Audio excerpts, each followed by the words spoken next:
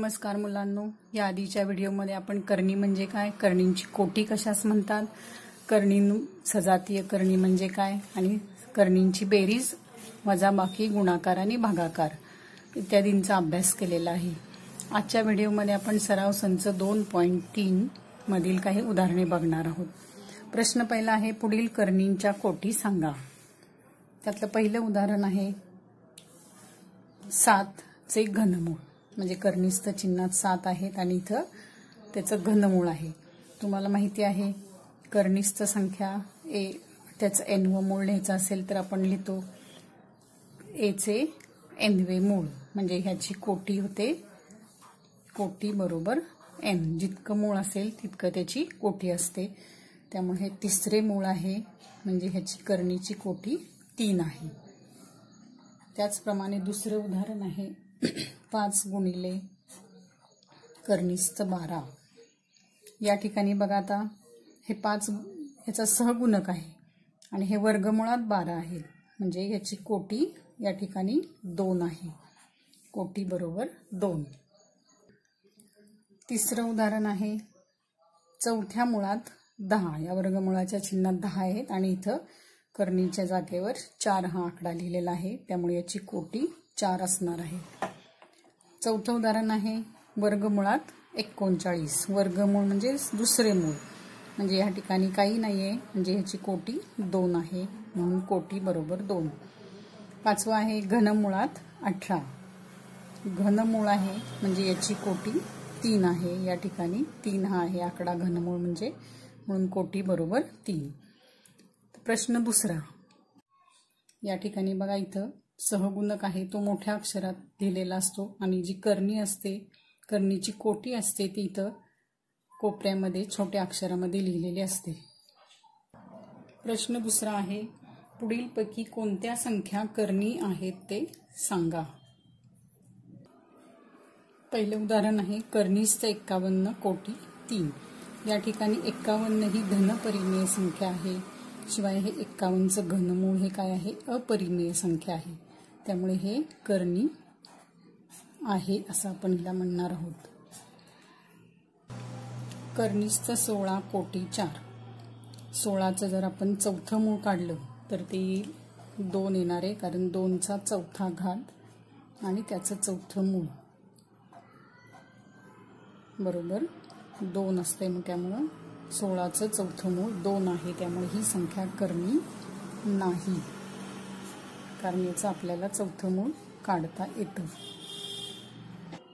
16 म्हणजे 2चा चौथा घात आणि त्याचं चौथं मूळ, त्यामुळे या ठिकाणी त्या चौथ्या घाताचं चौथं मूळ म्हणजे ती संख्या येणार आहे 2। कर्णिस्थ 81 कोटी 5, ही 81 ही संख्या धनपरिमेय संख्या आहे, पण 5वं मूळ जर आपण ह्याचं काढलं तर ते काय येणार आहे, अपरिमेय संख्या येणार आहे, त्यामुळे ही संख्या करणी आहे। पुढचा आकडा आहे 256, कर्णिस्थ 256। या ठिकाणी 256 हा 16चा वर्ग आहे आणि त्याचं आपल्याला वर्गमूळ काढायचं आहे, म्हणजेच 16चा वर्ग करून त्याचं वर्गमूळ काढलं तर 16च येणार आहे आणि ही काय आहे, परिमेय संख्या आहे, त्यामुळे ही करणी नाही।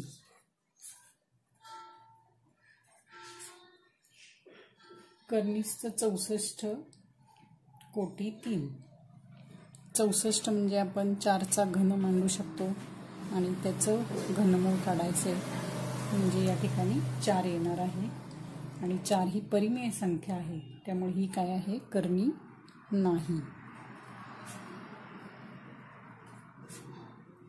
पुढे आहे 22/7, पण कर्णिस्थ 22/7 आहे।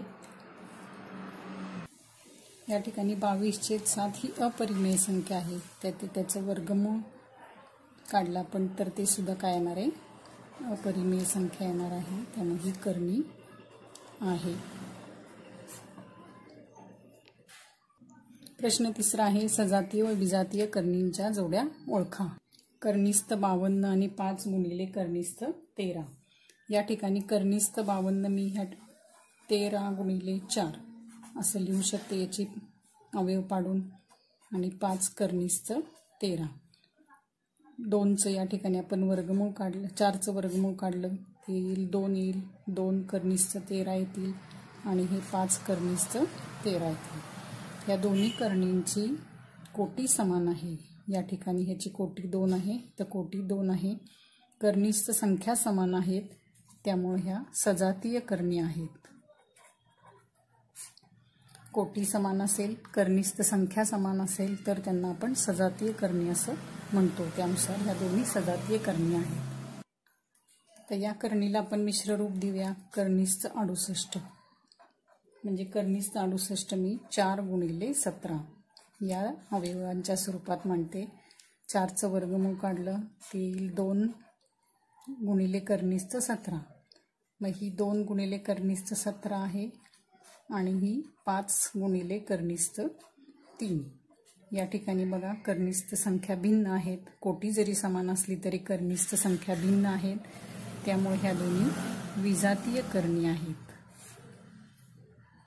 तिसरं उदाहरण 4 गुणिले कर्निस्थ 18 आणि 7 गुणिले कर्निस्थ 2 या करणीला आपण सोपे रूप देऊया। 4 गुणिले कर्निस्थ 18 म्हणजेच 4 गुणिले 9 गुणिले 2 म्हणजेच 4 गुणिले ह्या 9चं वर्गमूळ काढलं 3 येईल, 3 कर्निस्थ 2 म्हणजे 4 त्रिक 12 कर्निस्थ 2 म्हणजे ही या कर्निस्थचं सोपे रूप आपल्याला मिळालं 12 कर्निस्थ 2 आणि ही दुसरी आहे 7 कर्निस्थ 2। कर्निस्थ संख्या समान आहेत, कोटी समान आहे त्यामुळे ह्या दोन्ही सजातीय करणी आहेत।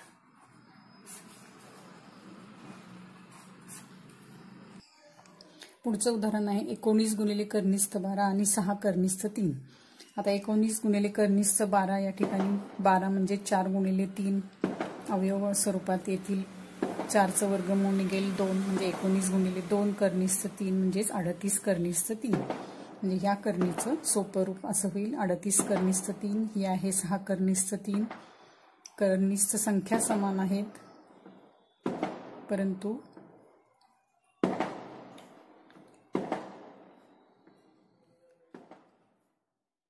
पुढचं उदाहरण आहे 19 गुणिले कर्निस्थ 12 आणि 6 गुणिले कर्निस्थ 3।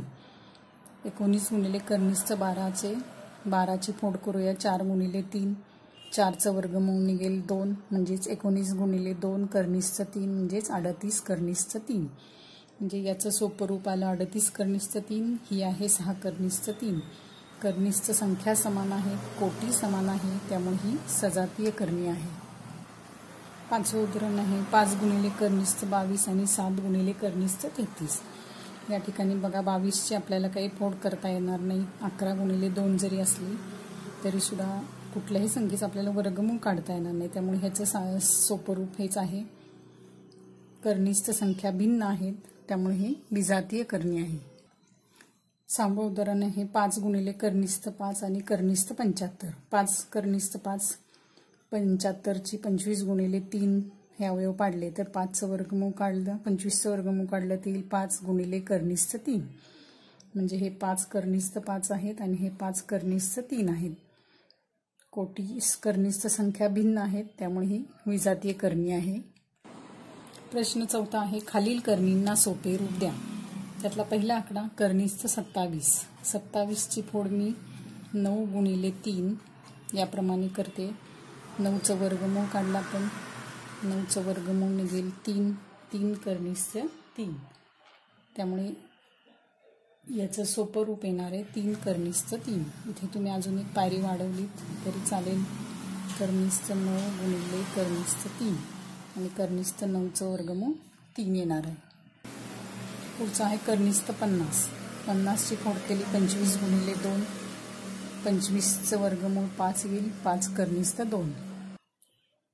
कर्निस्थ 250। 250 म्हणजेच 25 गुणिले 10 25चं वर्गमूळ काढूया ते येईल 5 ते करणी चिन्हाच्या बाहेर येईल 5 गुणिले कर्निस्थ 10। कर्निस्थ 112।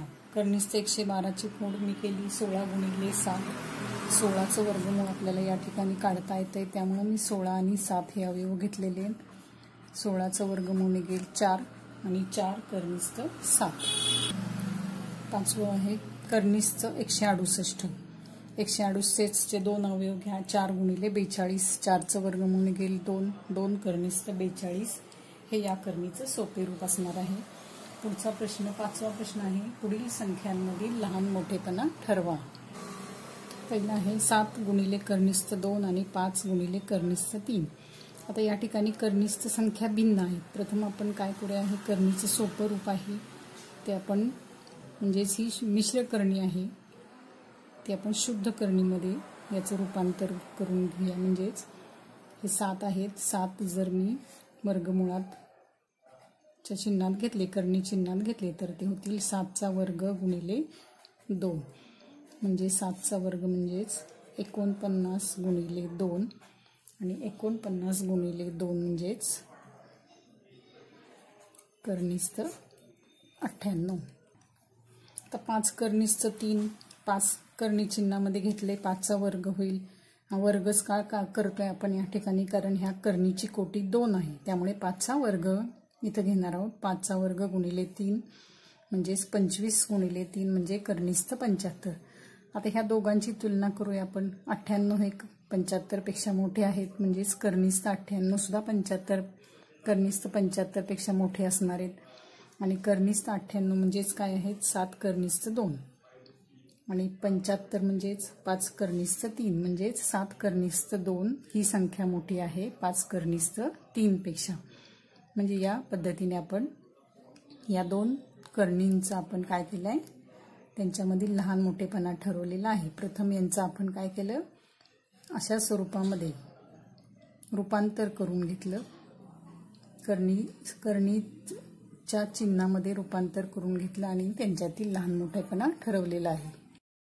दुसरं उदाहरण आहे कर्णीस्थ 247 आणि कर्णीस्थ 274. कोटी समान आहे बघा याची, त्यामुळे आपण प्रथम कर्णीस्थ संख्यांची तुलना करूया. 247 हे काय आहेत, लहान आहेत 274 पेक्षा. म्हणजेच कर्णीस्थ 247 सुद्धा काय असणार आहेत, 274 पेक्षा लहान असणार आहेत. पुढचं उदाहरण आहे 2 कर्णीस्थ 7 कर्णीस्थ 28. आता हे 2 कर्णीस्थ 7 आहेत ते आपण 2 करणी चिन्हामध्ये टाकूया. 2चा वर्ग होईल, 2चा वर्ग म्हणजे 4 गुणिले 7 म्हणजेच कर्णीस्थ 28. म्हणजे 2 कर्णीस्थ 7 म्हणजे कर्णीस्थ 28 आणि हे कर्णीस्थ 28 या काय आहेत, समान आहेत, म्हणून आपण बरोबरचं चिन्ह या ठिकाणी दिलेलं आहे. दुसरा आहे 5 कर्णीस्थ 5 7 गुणिले कर्णीस्थ 2. आता 5 गुणिले कर्णीस्थ 5 म्हणजे काय, 5चा वर्ग गुणिले 5. 5 हे आतमध्ये टाकले तो वर्ग होईल. 5चा वर्ग म्हणजे 25 गुणिले 5 म्हणजेच 125 कर्णीस्थ 125 येतील. 7 कर्णीस्थ 2 म्हणजे काय, 7चा वर्ग गुणिले 2. 7चा वर्ग गुणिले 2 म्हणजेच 49 गुणिले 2 म्हणजेच कर्णीस्थ 98. तर 125 हे काय आहेत, 98 पेक्षा मोठे आहेत म्हणजेच कर्णीस्थ 125 सुद्धा काय असणार आहेत, कर्णीस्थ 98 पेक्षा मोठे असणार आहेत. त्यामुळं 5 कर्णीस्थ 5 ही संख्या काय असणार आहे, 7 कर्णीस्थ 2 पेक्षा मोठी असणार आहे. अशा पद्धतीने पुढचं उदाहरण आहे 4 गुणिले कर्णीस्थ 42 9 गुणिले कर्णीस्थ 2. तर 4 गुणिले कर्णीस्थ 42 म्हणजे 4चा वर्ग घेऊया. 4 आतमध्ये घेतल्यावर 4चा वर्ग होईल. 16 गुणिले 42 16 आणि 42चा गुणाकार येतोय 672 कर्णीस्थ 672 येतील. 9 आतमध्ये घ्या व करणी चिन्हामध्ये 9चा वर्ग गुणिले 2 म्हणजेच 81 गुणिले 2 म्हणजेच कर्णीस्थ 162. या दोघांची आपण तुलना करूया. 672 हे 162 पेक्षा काय आहेत, मोठे आहेत म्हणजेच कर्णीस्थ 672 सुद्धा कर्णीस्थ 162 पेक्षा मोठे असणार आहेत. आणि कर्णीस्थ 672 म्हणजेच 4 कर्णीस्थ 42 आणि हे म्हणजेच 9 कर्णीस्थ 2 म्हणजे ही संख्या या संख्येपेक्षा मोठी आहे. 5वं उदाहरण आहे 5 कर्णीस्थ 3 आणि 9. 5 कर्णीस्थ 3 म्हणजेच 5चा वर्ग गुणिले 3 25 गुणिले 3 75 कर्णीस्थ 75 येतील. आणि 9 म्हणजेच वर्गमुळाच्या चिन्हामध्ये 9चा वर्ग येईल. 9चा वर्ग म्हणजे कर्णीस्थ 81. तर कर्णीस्थ 75 आणि कर्णीस्थ 81 मध्ये 75 ही संख्या लहान आहे 81 पेक्षा म्हणजेच कर्णीस्थ 75 सुद्धा कर्णीस्थ 81 पेक्षा लहान असणार आहे. आणि कर्निस्थ 75 म्हणजेच 5 कर्निस्थ 3 हे लहान आहेत 9 पेक्षा. 7वं उदाहरण आहे 7 आणि 2 कर्निस्थ 5. 7 म्हणजेच कर्निस्थ 49 असे लिहूया आणि 2 कर्निस्थ 5 म्हणजेच 2चा वर्ग गुणिले 5 म्हणजेच 20 येतील. कर्निस्थ 20 येतील. आता 49 हे काय आहेत 20 पेक्षा मोठे आहेत म्हणजे कर्निस्थ 49 सुद्धा कर्निस्थ 20 पेक्षा मोठे असणार आहेत आणि कर्निस्थ 49 म्हणजेच 7 आहेत. 7 हे मोठे आहेत 2 कर्निस्थ 5 पेक्षा. प्रश्न 6वा आहे सोपे रूप द्या. त्यातला पहिला आकडा 5 कर्निस्थ 3 आणि 8 कर्निस्थ 3. या ठिकाणी बघा कर्निस्थ संख्या समान आहेत म्हणजे ह्या सजातीय करणी आहेत आणि सजातीय करणी असतील तरच आपण त्यांची बेरीज करू शकतो. आता ह्या सजातीय करणींचे सहगुणक जे आहेत हे 5 आहे याचा 8 आहे. त्यांची आपण बेरीज करूया. 5 अधिक 8 म्हणजेच 13 कर्निस्थ 3. अशा प्रकारे यांची आपल्याला बेरीज करता येते. किंवा तुम्ही असं मानले ह्याची कर्निस्थ 3 सामायिक घटक आहे तो बाहेर काढायचा. इथे राहतील 5. इथून कर्निस्थ 3 सामायिक काढले ते 8 येतील म्हणजेच कर्निस्थ 3 आणि हे 13 तेच आपण असे लिहिले 13 कर्निस्थ 3. दुसरा आहे 9 गुणिले कर्निस्थ 5 वजा 4 गुणिले कर्निस्थ 5 अधिक कर्निस्थ 125. आधी ह्या सजाती करणींमध्ये याचं रूपांतर करून घेऊया. 9 कर्निस्थ 5 वजा 4 कर्निस्थ 5 अधिक 125 म्हणजेच 25 गुणिले 5. या पद्धतीने आपण याची फोड करूया. म्हणजे काय येईल बघा इथं 9 कर्निस्थ 5 वजा 4 कर्निस्थ 5 या 25चं वर्गमूळ काढलं ते येईल 5. ते कर्निस्थ चिन्हाच्या बाहेर येतील आणि याचं सोपं रूप येईल 5 कर्निस्थ 5. आता या ठिकाणी ह्या सजाती करणी झाल्यात त्यामुळे आपण यांची बेरीज इथं वजाबाकी आणि इथं बेरीज करणार आहोत. यातून कर्निस्थ 5 मी सामायिक काढले तर इथे राहतील 9 वजा 4 येतील इथं अधिक 5 येतील. कर्निस्थ 5 या ठिकाणी 9 आणि 4ची वजाबाकी करणार आहोत आपण कारण भिन्न चिन्ह आहेत. 9 मधून 4 गेले 5 येतील. 5 आणि 5 10 येतील म्हणजेच यांचं सोपे रूप आपल्याला मिळालेलं आहे 10 कर्निस्थ 5. 10 गुणिले कर्निस्थ 5. तिसरं उदाहरण आहे 7 गुणिले कर्निस्थ 48 वजा कर्निस्थ 27 वजा कर्निस्थ 3. यांचं आपण सजातीय करणीमध्ये रूपांतर करूया. ह्याची फोड करता येते मला 9 गुणिले 3 ह्याची 16 गुणिले 3. त्यामुळे या ठिकाणी 16 गुणिले 3 हे असे मांडले मी. 27 म्हणजे 9 गुणिले 3 आणि आता 16चं वर्गमूळ काढलं ते येईल कर्निस्थ चिन्हाच्या बाहेर येईल 4 कर्निस्थ 3 वजा इथं 3 कर्निस्थ 3 येतील आणि इथं कर्निस्थ 3. यांचा गुणाकार पुन्हा होईल 7 चोक 28 कर्निस्थ 3 वजा 3 कर्निस्थ 3 वजा 3. कर्निस्थ 3 सामायिक आहेत ते बाहेर घेऊया. 28 वजा 3 या ठिकाणी सहगुणक काही नाही म्हणजे इथं एक सहगुणक आहे त्यामुळे वजा 1 येतील. इथं 28 वजा 3 25 येतील. 25 वजा 1 म्हणजेच 24 कर्निस्थ 3. पुढचं उदाहरण आहे कर्निस्थ 7 वजा 3/5 कर्निस्थ 7 अधिक 2 कर्निस्थ 7. या ठिकाणी सजातीय करणी आहेत सगळ्या.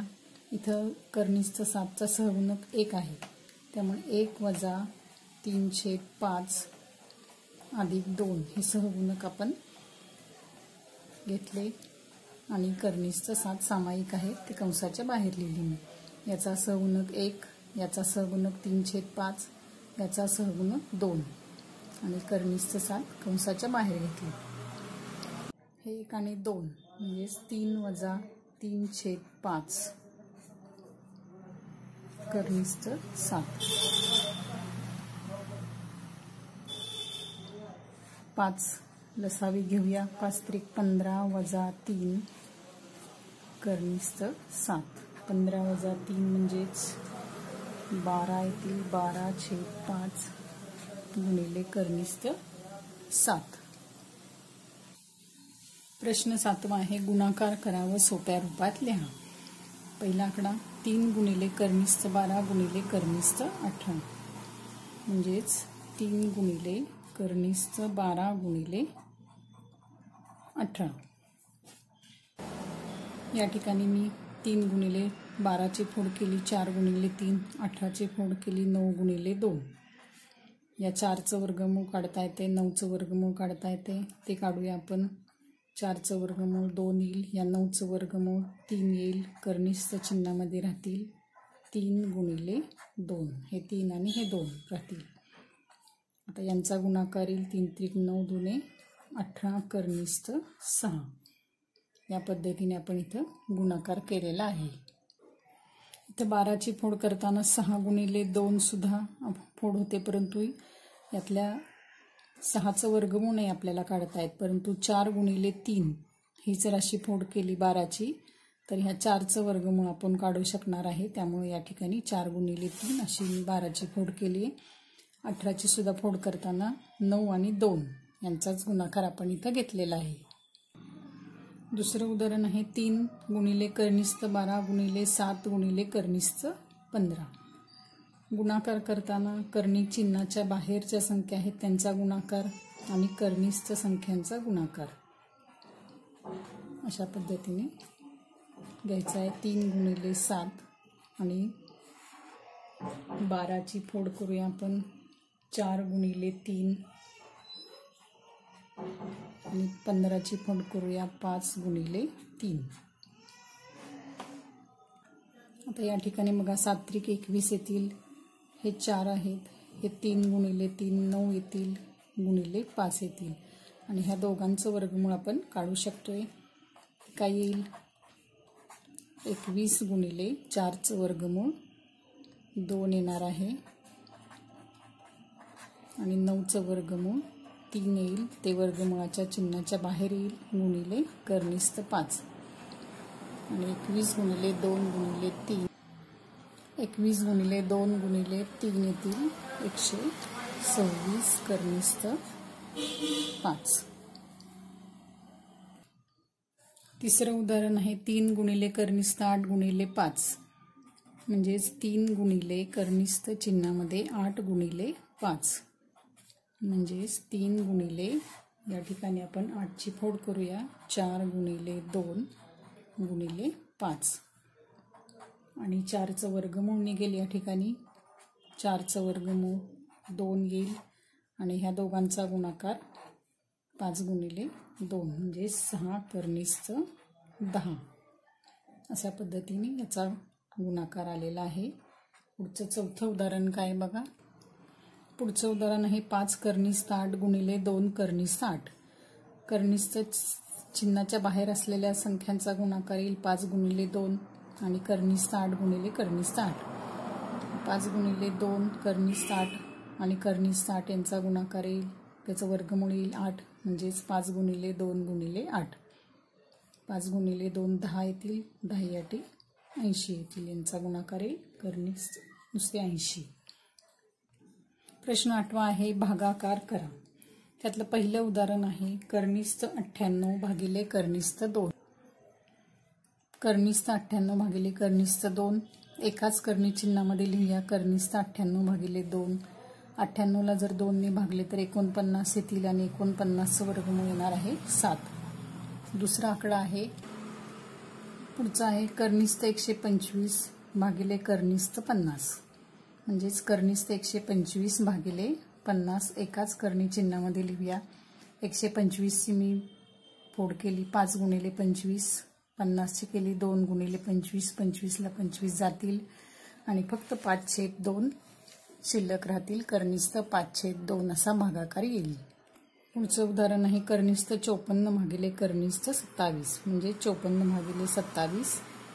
54ला 27ने भाग जाईल, 2 येतील, कर्निस्थ 2.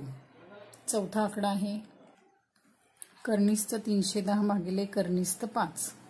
म्हणजेच कर्निस्थ 310 भागिले कर्निस्थ 5 एकाच करणी चिन्हामध्ये दिलं 310ला 5ने भागले तर 62 येतील, म्हणजे यांचा भागाकार येईल कर्निस्थ 62. प्रश्न 9 आहे छेदाचे परिमेयीकरण करा. आता छेदाचे परिमेयीकरण करा म्हणजे काय? या ठिकाणी छेदा म्हणजे जी कर्निस्थ संख्या आहे त्या कर्निस्थ संख्येच्या ऐवजी आपल्याला कर्णी चिन्ह नसलेली संख्या आणायची आहे. म्हणजे या ठिकाणी आपल्याला हा जो कर्निस्थ 5 आहे याला जर आपण कर्निस्थ 5ने गुणलं तर काय होईल? कर्निस्थ 5 गुणिले कर्निस्थ 5 5 येतील. म्हणजे याच्या परिमेयीकरण गुणक जो आहे कर्निस्थ 5चा त्याने आपल्याला याला गुणावं लागेल. म्हणजेच बघा इथं वर्गमुळाचं चिन्ह घालवण्यासाठी मला काय करावं लागेल? कर्निस्थ 5ने गुणावं लागेल याचा परिमेयीकरण गुणक. आता फक्त अंशालाच छेदालाच गुणून चालणार नाही तर अंशाला पण गुणावं लागेल, तरच याची किंमत बदलणार नाही. म्हणजे या ठिकाणी अंशाला आणि छेदाला काय केलेलं आहे? कर्निस्थ 5ने गुणलेलं आहे आपण या ठिकाणी. अंशाला व छेदाला कर्निस्थ 5ने गुणून म्हणजेच 3 गुणिले कर्निस्थ 5 आणि कर्निस्थ 5 गुणिले कर्निस्थ 5 म्हणजेच 3 कर्निस्थ 5 छेद कर्निस्थ 25 म्हणजेच 3 कर्निस्थ 5 छेद कर्निस्थ 25 म्हणजेच 5. म्हणजे या ठिकाणी 5 आलेला आहे. कर्णी चिन्ह नसलेली संख्या या ठिकाणी आलेली आहे, म्हणजेच याला म्हणायचं छेदाचे परिमेयीकरण करणे. दुसरं उदाहरण आहे 1 छेद कर्निस्थ 14. या ठिकाणी सुद्धा काय आहे? आपण या कर्निस्थ 14 अंशाला आणि छेदाला गुणूया. म्हणजे 1 छेद कर्निस्थ 14 गुणिले कर्निस्थ 14 छेद कर्निस्थ 14. कर्निस्थ 14 गुणिले कर्निस्थ 14 येतील. नुसते 14 म्हणजेच याचं परिमेयीकरण रूप येईल कर्निस्थ 14 छेद 14. पुढचं उदाहरण आहे 5 छेद कर्निस्थ 7. मग 5 छेद कर्निस्थ 7ला कर्निस्थ 7ने गुणूया अंशाला आणि छेदाला. 5 कर्निस्थ 7 छेद कर्निस्थ 49 येतील आणि 5 कर्निस्थ 7 छेद 7 कर्निस्थ 49 म्हणजेच कर्निस्थ 7. उदाहरण क्रमांक 4 6 छेद 9 गुणिले कर्निस्थ 3. याचा कर्निस्थ 3चा परिमेयीकरण गुणक आहे, त्यांनी याला गुणूया. 6 छेद 9 कर्निस्थ 3 गुणिले कर्निस्थ 3 छेद कर्निस्थ 3. अंशाला आणि छेदाला काय केले? मी कर्निस्थ 3ने गुणलेला आहे. म्हणजे अंश 6 कर्निस्थ 3 छेद 9 गुणिले हा कर्निस्थ 3 गुणिले हा कर्निस्थ 3 येतील 3. म्हणजे 6 कर्निस्थ 3 छेद 9 त्रिक 27. पुढचं उदाहरण आहे 11 छेद कर्निस्थ 3. या ठिकाणी सुद्धा अंशाला आणि छेदाला कर्निस्थ 3ने गुणूया. म्हणजेच 11 कर्निस्थ 3 ह्यात हे 3 गुणिले हे 3 9 कर्निस्थ 9 येतील. कर्निस्थ 9 म्हणजेच 3 म्हणजेच 11 कर्निस्थ 3 छेद 3. अशा पद्धतीने आपण सराव संच 2.3 पूर्ण केलेला आहे.